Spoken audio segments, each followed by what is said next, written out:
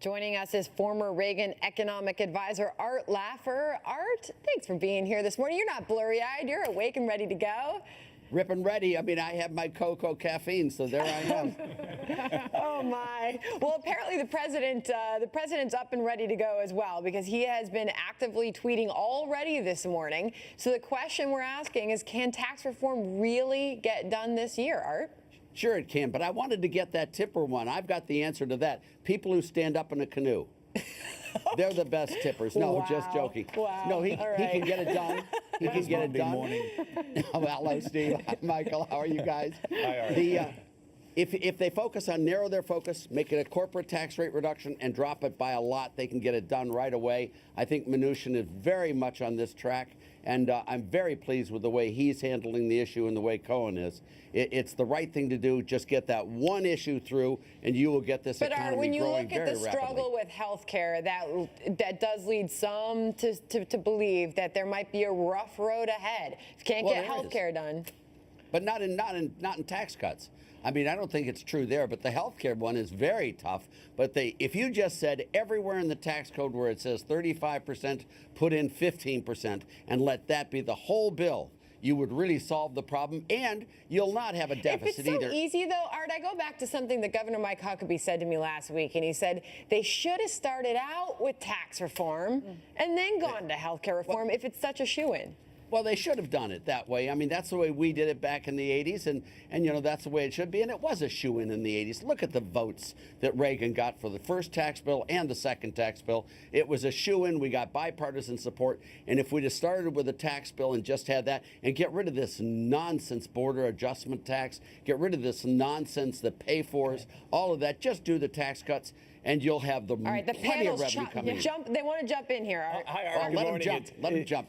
Morning, Art. It's Michael. It wouldn't be an appropriate conversation on tax without discussing the Laffer curve, of course.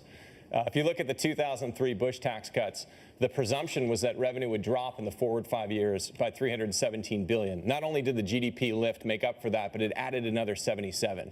When you look at financing this tax cut, why aren't we looking at dynamic scoring? We should look at real dynamic scoring. You know, they claim, Michael, that they look at dynamic scoring, but they don't include any variables for sheltering income.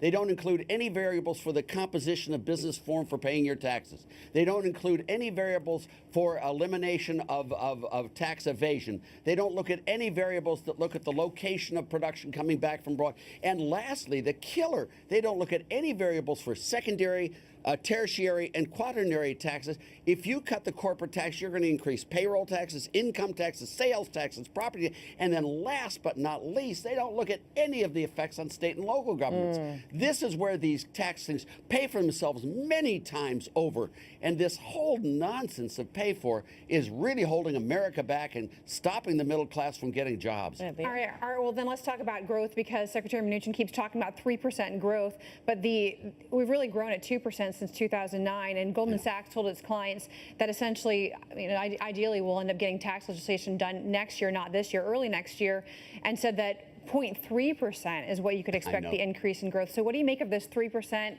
Can we get there? Of course we can get there. We can get there way more than that, Leah. I mean, from January 1st, 1983, now January 1st, 83 to June 30th, 1984, that's 18-month period, okay? That's 3.5 years, a year and a half.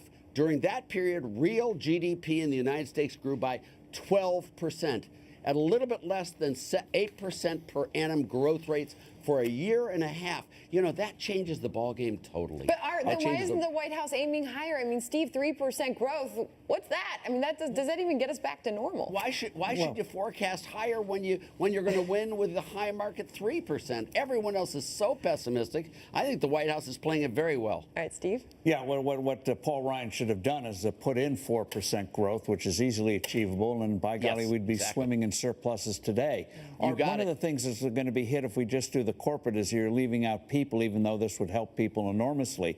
Do you think there's a possibility on the personal side just doing what we did in 1981 and just say the heck with the Congressional Budget Office, go for a 25% across the board cut in tax rates and say call it a day, do the corporate side as well? Just that would be terrific. I mean, you know, obviously I support that 100%, Steve. And the only problem with the personal taxes is it leads to a lot more debate because there are issues, at least they think there are issues of redistribution of income and which group gets how much. And there is no redistribution argument amongst businesses. That argument is gone. So you should be able to bring 30 or 40 Democrats on board on the corporate one.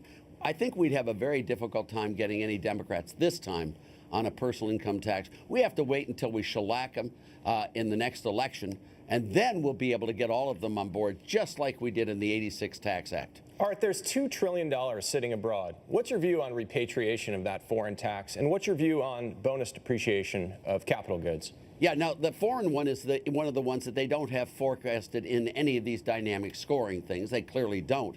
If we tax that $2 trillion, or I heard the number was $3 trillion, but it doesn't really matter. You're talking $100 billion, $150 billion. If you tax them at a mere 5% coming back, if you use a lower number, which I would prefer, you're still going to get a huge amount of payback immediately from the tax rate reduction. And they're going to bring it back. They're going to bring it back nicely back here.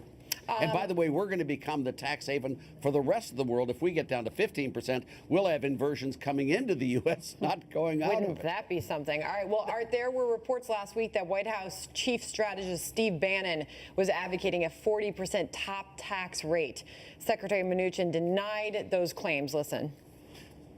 I have never heard Steve mention that. It's another example of a false leak that's being reported. I think it's very clear, we have a proposal out there that the administration has put out with a top rate of 35%, where we reduce and eliminate almost every single deduction. So that means that people who are in the high tax states will have no tax reduction, and it'll be offset by reduced deduction. What do you think of that? Our top tax rate of 40%? No, I don't think so. And I can't imagine Bannon doing that, to be honest. I mean, he's a very clear-thinking, straight-eyed guy. So I think Steve Mnuchin is correct on this. I mean, there's no argument there for raising the highest marginal tax rates. Now, there is a great argument for getting rid of a lot of deductions and flattening the code and putting it through that way. That would make a lot of sense. But if I were advising the administration, I'd advise them to wait until after 2018. And then we can get the huge income tax reform that we need. A quick question, Art, because the Democrats always bring it up. Kansas. Oh, they cut tax rates and it was a disaster. Tornadoes destroyed the state and plagues came in and locusts and everything else. Straighten us out on Kansas. You know states better than anyone else. Well, Kansas is a whole story, and I've written a whole thing on the exact things that happened in Kansas. Kansas had lots of things go wrong, but Kansas, the results of Sam Brownback's tax cuts were not that bad. Kansas is a poor state. I mean, it's had a bad time with falling agricultural prices, falling energy prices. All of that has had a lot of damage. But Kansas did get a lot of business coming in from Missouri that was just what they had wanted. But now that they've reversed the tax cut, Steve, they're going to go the other way. But what I would argue with these people, if you mention Kansas, mention Michigan, mention Illinois, mention Connecticut, mention California, mention West Virginia, mention Kentucky. These are all where the socialist model has failed totally. If anyone goes back and reads my book, The Wealth of States, that I did with Steve Moore and Rex Sinkfield and Travis Brown, you'll see all the evidence there. It's clear as a bell that you can't tax a state into prosperity. Hey, Art, you just can't do before it. we let you go, I've only got a few seconds left here. Sure. A lot of people are weighing in on Twitter on this conversation. If people were to just ask you, generally speaking, how are things right now with the economy? Like, where would you put us? I mean, the president's not even 6 months into this first term in office. Yeah, well, we're still living on the Obama economy, and we're in the worst shape we've been at in the entire post-World War II period. If you look at real GDP per adult detrended, which is the correct way to look at it, we are at the lowest point we've been in the last almost 70 years, and we need something to change. And that's why Steve Forbes is correct, is that once we change the policies, this economy is poised for massive growth. Wow. It could be much more than 3%. Believe me when I tell you. All right. Art Laffer, good to see you this morning. Thank you very much, team. I wish I were there with you guys on the set. You We look like miss you're having you, loads too. of fun. My goodness, you got all my friends with you, Sandra. It is a fun morning. It's great to be here and good to see you. Thank you, sir. Good to see you. All Thank right. you. Well, coming up, Wells Fargo could pay a heavy price for its